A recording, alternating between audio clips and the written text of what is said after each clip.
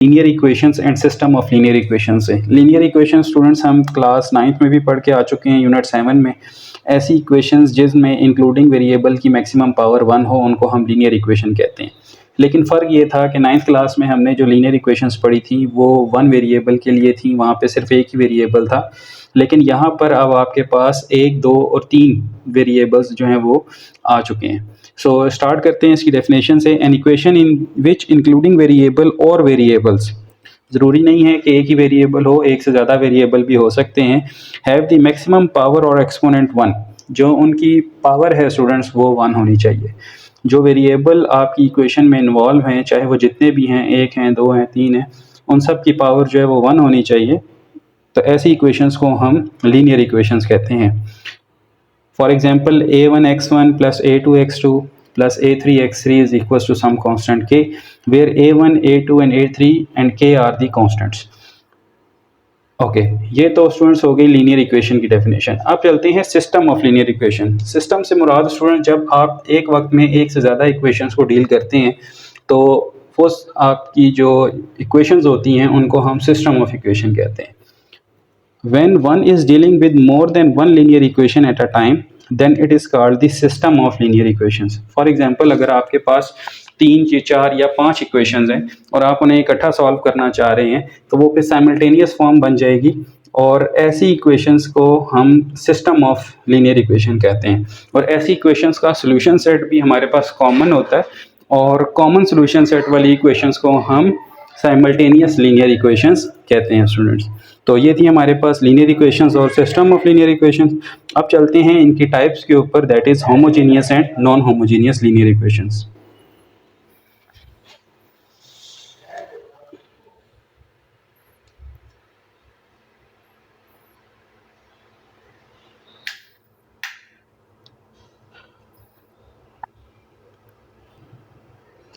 Ji students, homogeneous and non homogeneous linear equations. हमने linear equations के बारे में तो पढ़ लिया कि ऐसी इक्वेशंस जिनमें मैक्सिमम पावर वेरिएबल की 1 हो वो लीनियर इक्वेशंस कहलाती हैं। लेकिन अब लीनियर इक्वेशंस आगे से 2 कैटेगरीज में चेंज हो गई है, होमोजीनियस और non homogeneous. Homogeneous linear equations students हमारे पास एक ऐसा सिस्टम ऑफ लीनियर इक्वेशन होता है जिसमें आपके पास जो कांस्टेंट्स हैं वो ज़ीरो होते हैं। इक्वल के बाद वाले जो कांस्टेंट्स हैं वो ज़ीरो होते हैं। फॉर एग्जांपल ये देखें, ये मैंने एक सिस्टम ऑफ इक्वेशंस आपके सामने लिखा है।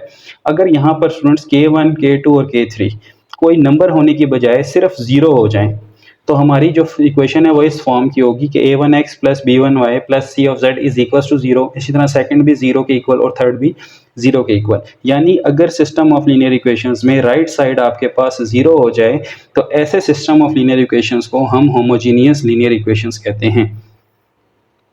और होमोजीनियस लीनियर इक्वेशंस का स्टूडेंट इसके बाद हम सोल्यूशन भी पढ़ेंगे कि अगर आपके पास ये सारी साइड्स 0 हो जाएं। आपके पास एक्सरसाइज 1.6 क्लास 9th में कुछ साइमल्टेनियस इक्वेशंस थी विद 2 वेरिएबल्स, और वो भी लीनियर इक्वेशंस थी, लेकिन वो किसी ना किसी डिजिट के इक्वल थी स्टूडेंट्स। उनका यहाँ पे इक्वल के बाद कुछ ना कुछ आता था, तो वो आपके पास होमोजीनियस नहीं थी। ये आपके पास होमोजीनियस है, तो होमोजीनियस में यहाँ पे जो राइट साइड है वो 0 होती है। चलते हैं इसके सोल्यूशन की तरफ कि इसको सॉल्व कैसे करना है।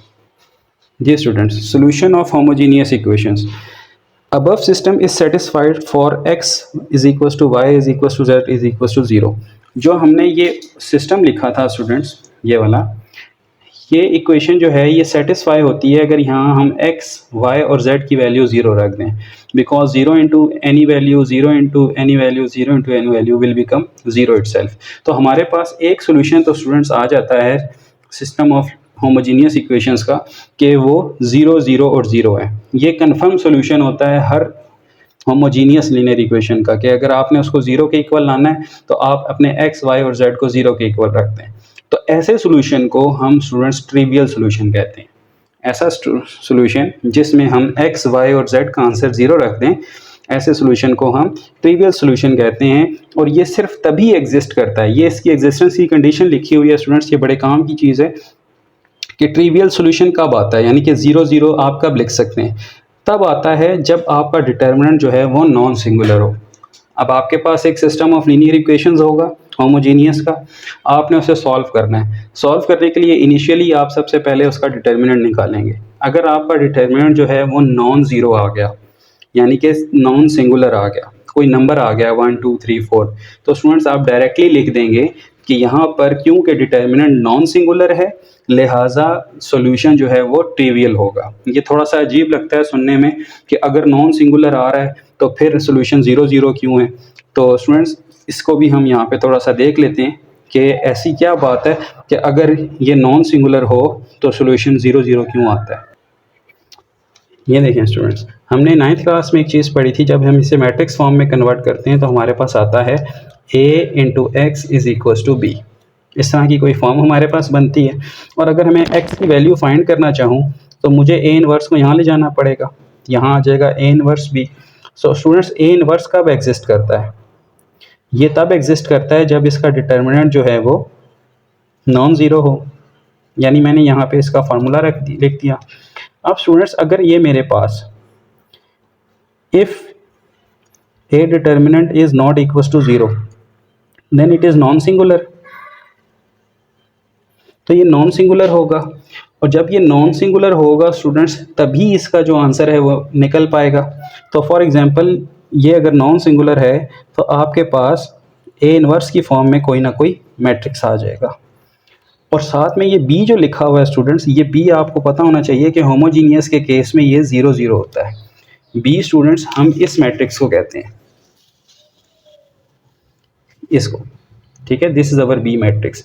तो यहाँ पे बी की जगह स्टूडेंट्स मैंने 0 0 रख दिया। अब क्योंकि मेरा ए इनवर्स एग्जिस्ट कर रहा था, ये नॉन सिंगुलर था, तो कोई मैट्रिक्स आएगा और किसी मैट्रिक्स को अगर मैं 0 से मल्टीप्लाई करता हूँ तो वो खुद क्या हो जाएगा, सारे का सारा 0 हो जाएगा। तो इन दिस केस यहाँ पे x जो था मेरे पास वो x1 x2 और x3 था और स्टूडेंट्स यहाँ पे राइट साइड पे मेरे पास 0 0 आ गया। सो इट मीन्स कि अगर आपका ए इनवर्स एग्जिस्ट करता है और वो तब करेगा जब ये नॉन सिंगुलर होगा, ठीक है, तो तब आपके पास जो सॉल्यूशन है वो ट्रिवियल होगा और आप डायरेक्टली लिख देंगे कि as our A inverse is exist और determinant of A is non singular so solution is trivial solution. उम्मीद है आपको समझ आ गई होगी स्टूडेंट्स।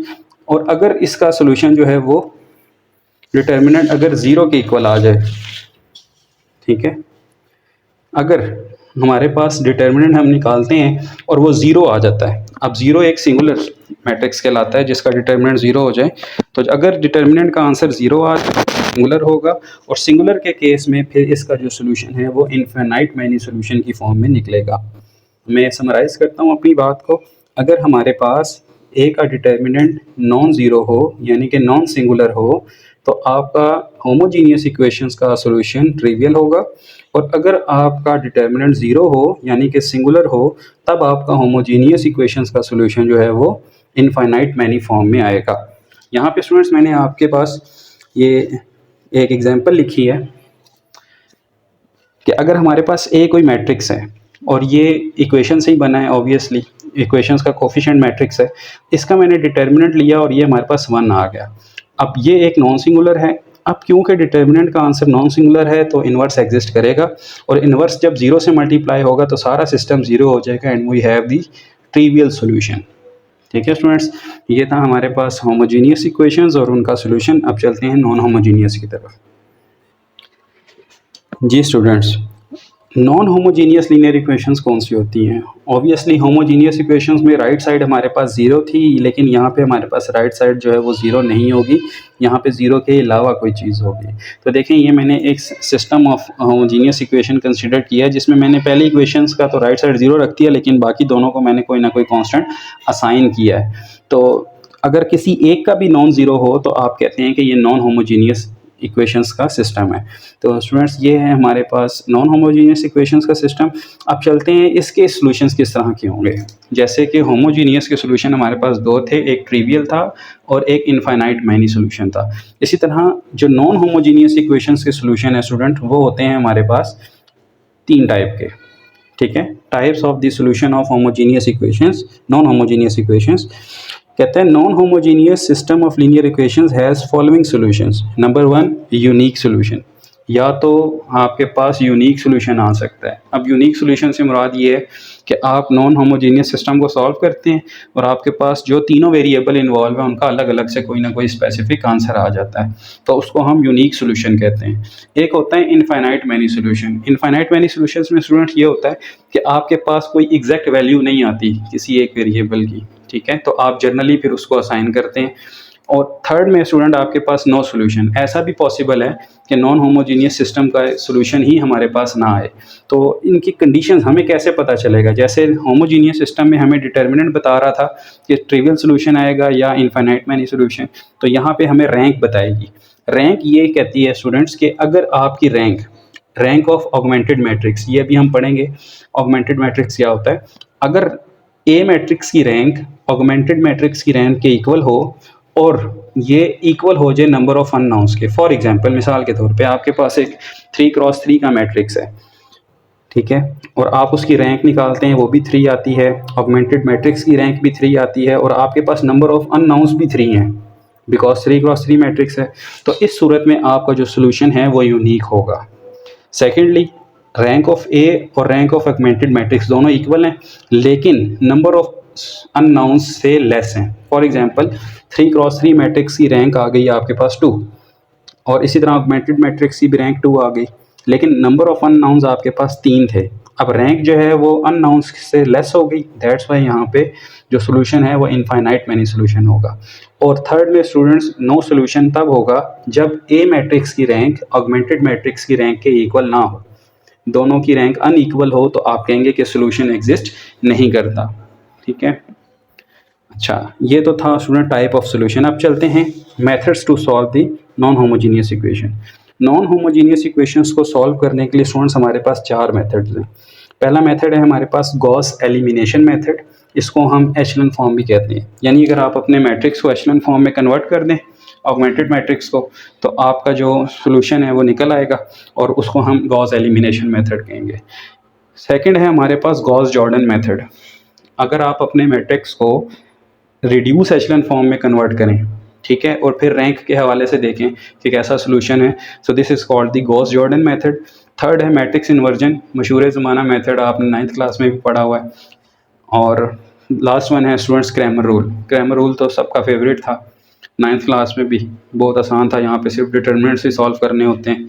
सो ये है स्टूडेंट्स हमारे पास मेथड्स ऑफ सोल्यूशन। नेक्स्ट है स्टूडेंट्स हमारे पास इंपॉर्टेंट टॉपिक है कंसिस्टेंसी क्राइटेरिया। कंसिस्टेंसी क्राइटेरिया क्या होता है? देखें, सादे लफ्ज़ों में बात करते हैं, कंसिस्टेंट सोल्यूशन या कंसिस्टेंसी ये होती है स्टूडेंट्स कि आपके पास अगर कोई आंसर आ रहा है, कोई वैलिड आंसर आपके पास आ रहा है, यानी कि वो वैलिड आंसर कौन से हो सकते हैं?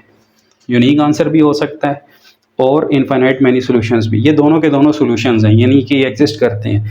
तो इस सूरत में आप कहेंगे कि आपका सॉल्यूशन कंसिस्टेंट है।